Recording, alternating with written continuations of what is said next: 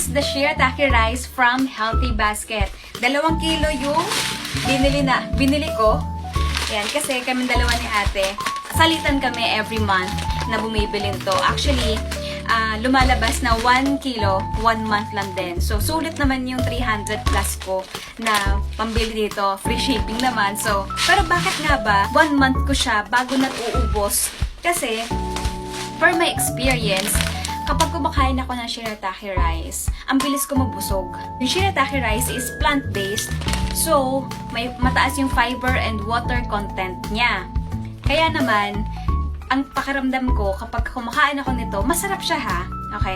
Ang pakiramdam ko pag kumakain ako nito is ang bilis ko mabusog. Unlike kapag doon sa normal na rice na parang meron siyang gayuma na mas mapaparami ako. Tapos, after nun, guilty naman ako. Kasi sabi ko, mag-diet na ako. Bili na kayo nito if you want to maintain your weight or probably gusto nyo incorporate siya sa diet. And syempre, sasamahan natin ng active and healthy lifestyle pa. Hindi lang naman dito nakasalala yung ating pagkain. Kailangan, sasamahan natin ng exercise. Kailangan din ingat din tayo sa ating mga kinakain.